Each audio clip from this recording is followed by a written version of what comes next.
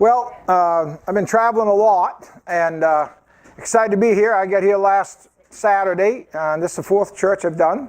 And every time it's been exciting. All the people, everywhere we go to every denomination you can name, and everybody's accepting because we travel the same thing.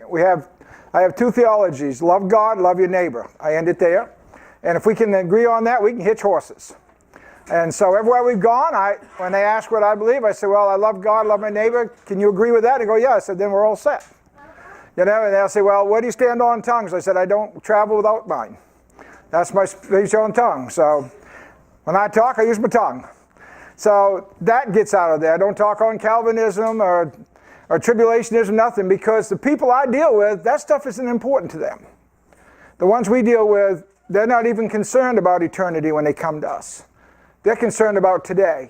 Their stomachs are empty. They're scared. And they just want somebody to love them and take care of them today. And then tell them about Jesus later.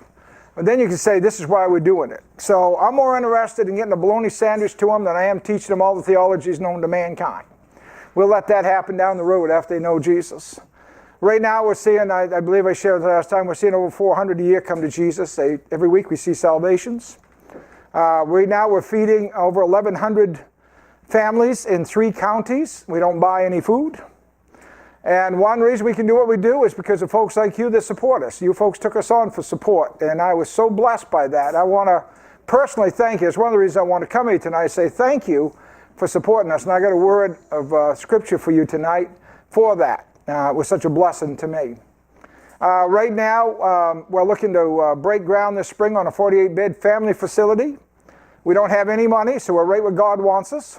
We're excited. We're going to make a hole. We're going to watch him rip, snot, and tear. That's all about him. And when it's all said and done, I'm going to brag on him big time. And that's what I do. I'm just traveling, bragging on Jesus. I'm just a dumb hick from Skowhegan, so there's nothing to brag about me.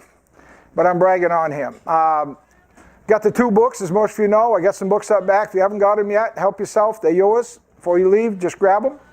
A third one is pretty near complete. I do have another one be coming out in the next few weeks.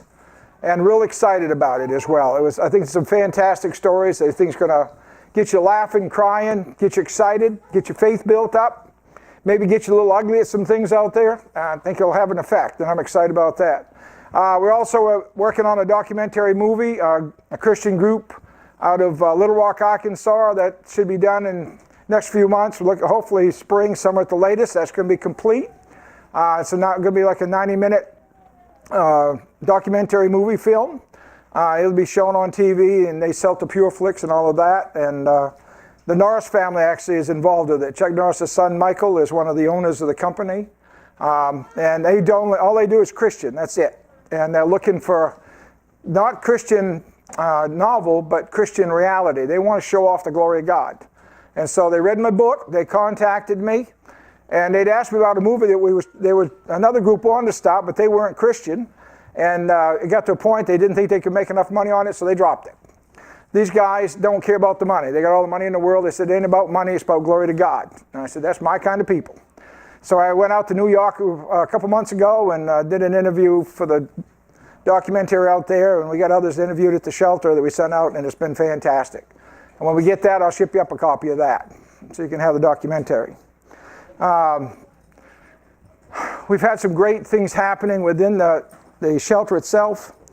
We had a gal get up the other day during prayer meeting, and she said, I want to praise Jesus. I'm leaving tomorrow, but I got to praise.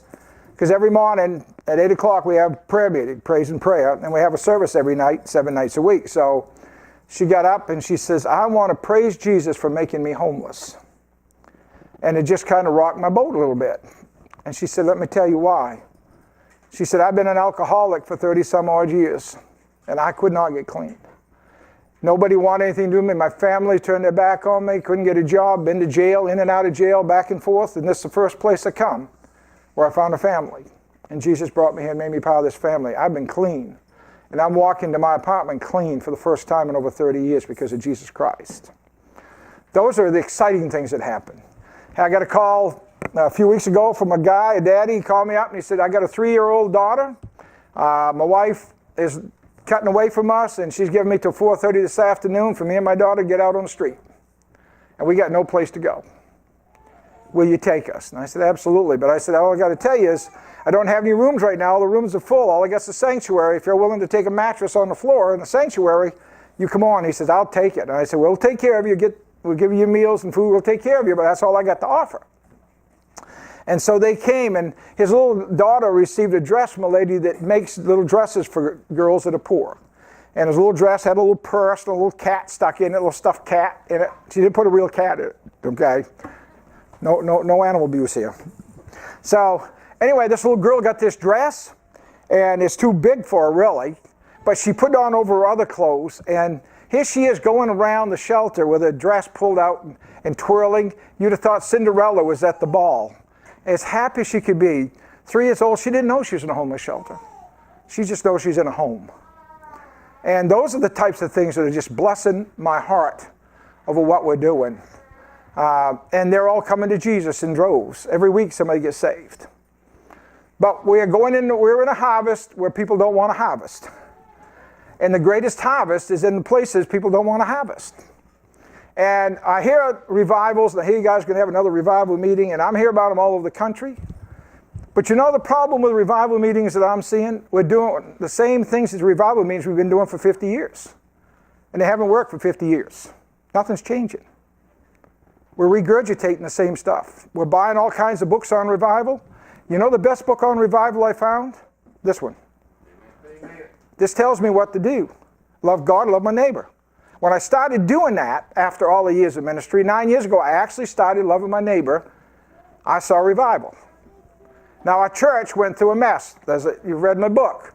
80% of the people walked away, but now we had revival. God took those last 18 people and said, watch what I can do. And he's done amazing stuff. So I'm traveling, I'm sharing part of where I'm traveling. If you want to see revival, what does it look like? And how can you have it in a small church in the middle of nowhere? How can you do that? And I think it's very simple. I'm going to show you in just a minute. But first, I want to share with you a blessing because of what you guys have done for us. And it's in 2 Corinthians chapter 8. And I'm sure you all folks, I'm sure you all voted on it, so you know you took us on for $200 a month. And that really blessed me because I know you're not a big church. So that really touched my heart. That means an awful lot to me. Man, when the small churches give, and you know they're giving out of what they don't have more than what they have. We have big churches that give, but they're peeling it off because they got budgets that will scare you. But the small churches aren't like that. I know because I've passed the small churches. And here's what I believe this describes you folk. And I want to give you a pat on the back tonight because I believe you deserve that. It says, and now, brothers, we want you to know about the grace that God has given the Macedonian churches. Out of the most severe trial, their overflowing joy and their extreme poverty welled up in rich generosity. For I testify that they gave as much as they were able and even beyond their ability. Entirely on their own, they urgently pleaded with us for the privilege of sharing in this service to the saints. They did not do as we expected, but they gave themselves first to the Lord and then to us in keeping with God's will.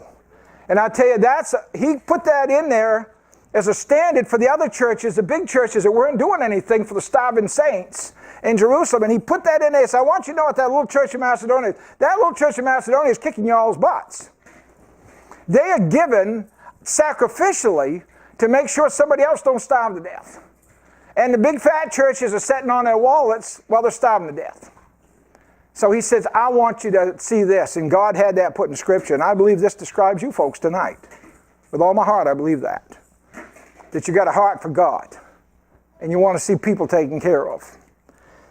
Now, where does revival come out of? Now, you can agree with me or disagree with me tonight. But we got nothing else to do on Sunday night, so I can share, right? I want to look at Judges chapter 7. I want to show you two ingredients I think you need for revival. And then I'm going to share some illustrations of what happens when these things are put into practice. I know this isn't your revival meeting stuff, so you're going to have to pardon me tonight, but I feel like doing a revival thing. So, early in the morning, Jerubbaal, that is Gideon and all his men, camped at the spring of Harod. The camp of Midian was north of them in the valley near the hill of Moreh. The Lord said to Gideon, You have too many men for me to deliver Midian into their hands, in order that Israel may not boast against me that her own strength has saved her. Announce now to the people, anyone who trembles with fear may turn back and leave Mount Gilead. So 22,000 men left, while 10,000 remain. But the Lord said to Gideon, there are still too many men. Take him down to the water, and I will sift them for you there. If I say this one shall go with you, he shall go. But if I say this one shall not go with you, he shall not go. So Gideon took the men down to the water. There the Lord told him, separate those who lap the water with their tongues like a dog from those who kneel down to drink. 300 men lapped with their hands to their mouths, and all the rest got down on their knees to drink. The Lord said to Gideon, with the 300 men that lapped, I will save you and give the Midianites into your hands. Let all the other men go each to his own place. So Gideon sent the rest of the Israelites to their tents, but kept the 300 who took over the provisions and trumpets of the others. Now the camp of Midian lay below him in the valley. During that night the Lord said to Gideon, get up, get down against the camp, because I'm going to give it into your hands. If you're afraid to attack, go down to the camp with your servant Purah and listen to what they're saying. Afterward you will be encouraged to attack the camp. So he and Purah, his servant, went down to the outposts of the camp. The Midianites, the Amalekites, and all the eastern peoples had settled in the valley thick as locusts. Their camels could no more be counted than the sand on the seashore. Gideon arrived just as a man was telling a friend his dream. I had a dream, he was saying. A round loaf of barley bread came tumbling into the Midianite camp. It struck the tent with such force that the tent overturned and collapsed. His friend responded, this can be nothing other than the sword of Gideon, son of Joash, the Israelite.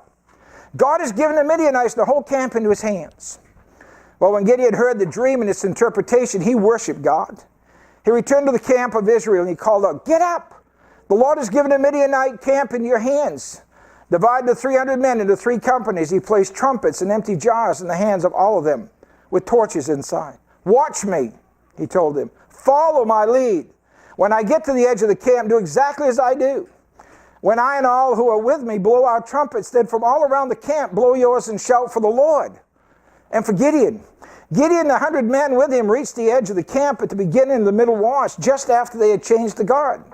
They blew their trumpets and broke the jars that were in their hands, and the 3 companies blew the trumpets and smashed the jars.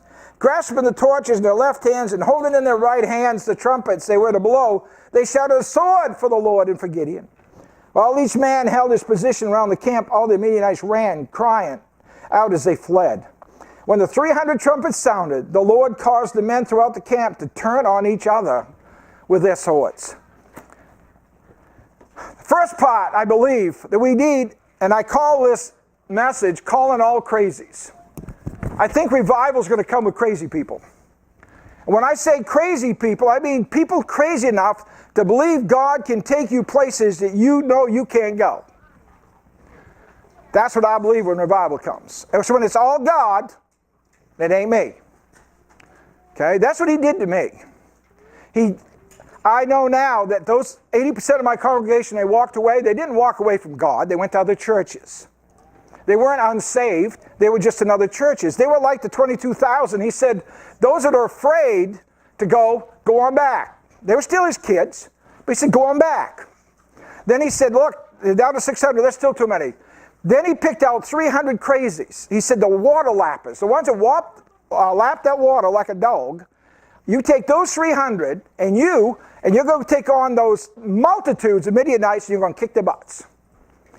But it won't happen unless you believe you can do it. So they need a crazy leader. I think you guys got a crazy leader. I really do. I've talked to Tom.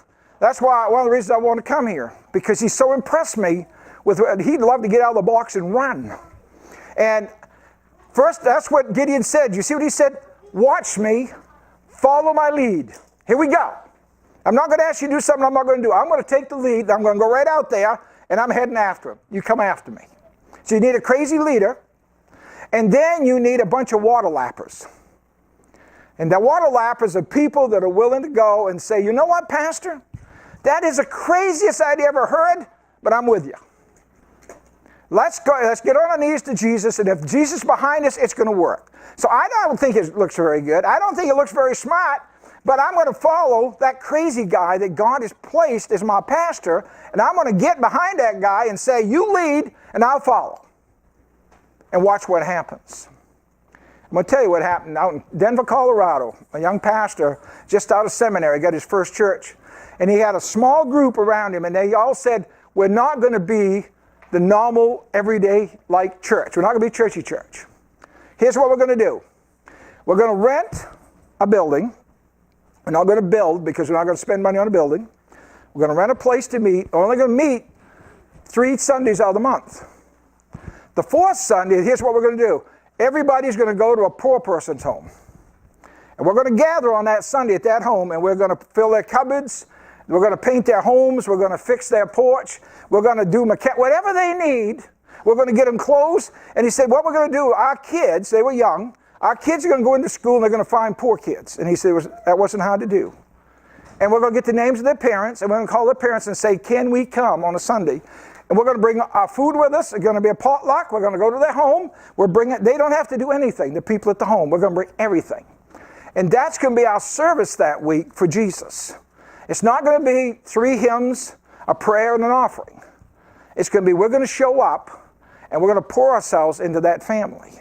And the other thing they said was, we're only going to go with so many numbers. We're going to reach a certain limit. I don't remember what they set. I think it was like 100 to 110 was the max they wanted to go with the numbers. Then they said, we're going to break off, and we're going to start some of these. We're going to put them in another group, and they're going to do the same thing.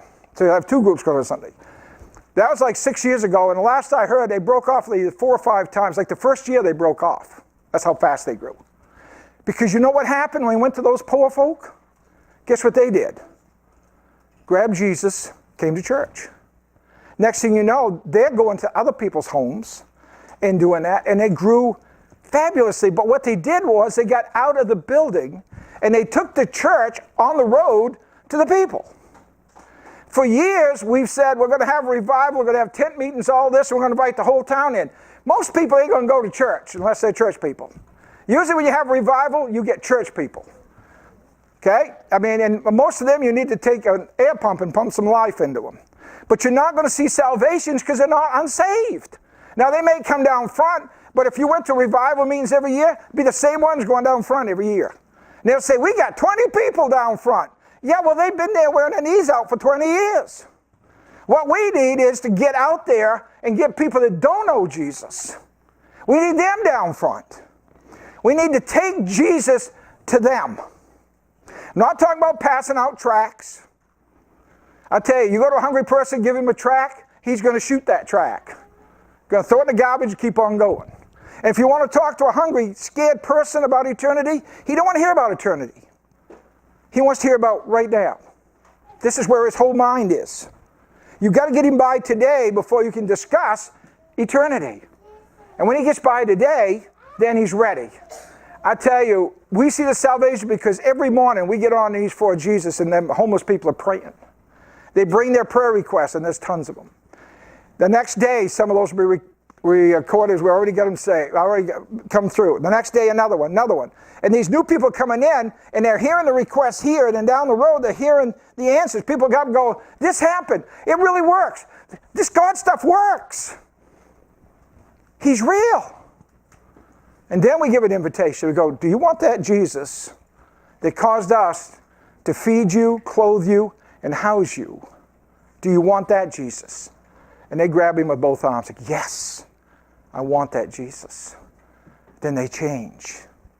But as long as we keep doing church like we've done it for hundreds of years and generation after generation after generation, you're not going to see revival going out and bringing people in. They're not going to just walk in the door. It's never happened. It never will. You've got to take it to them. In some way, you've got to find a way to meet the needs of those out there. They're going to make them want to come in here. And I'm going to tell you, and I'm not blowing smoke, you've got a pastor that's got a heart and an ambition. Pray with him. Ask God to give him a vision of where this church can go. What does God want for this church? And listen to what God speaks to him about. I believe he's God's man for this church.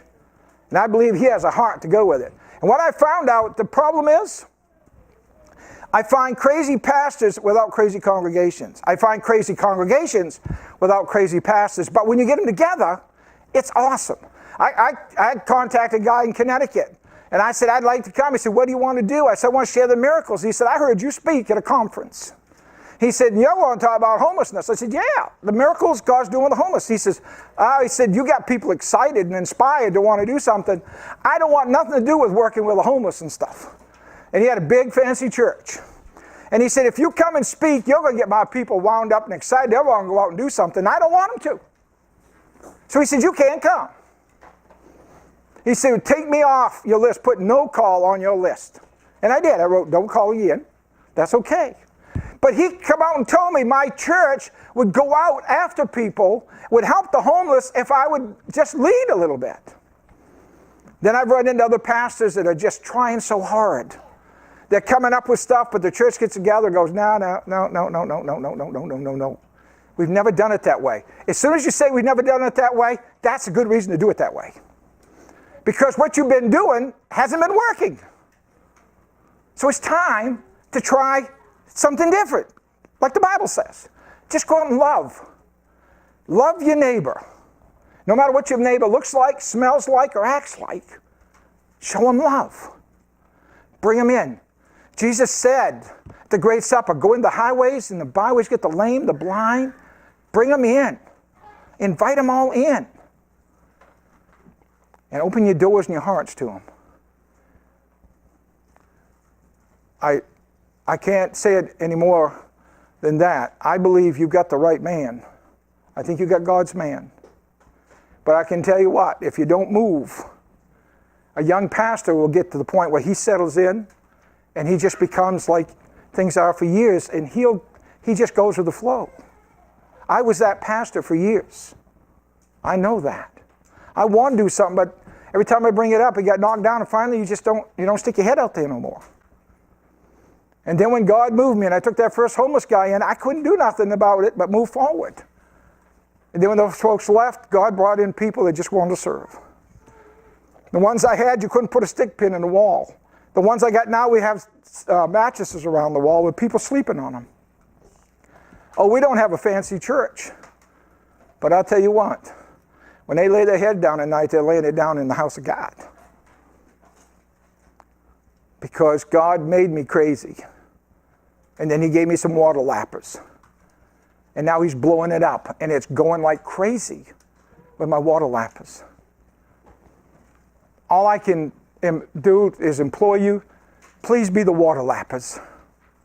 I had a pastor get up. He asked me to do a missions conference. I never done a missions conference. I got up, and I had a couple of guys ahead of me, and they were talking about share Jesus, share Jesus, share Jesus, all the missionary stuff, and that was all fine. And I got up, and I said, I'm going to tell you something. I'm not going to tell you share Jesus, share Jesus, share Jesus.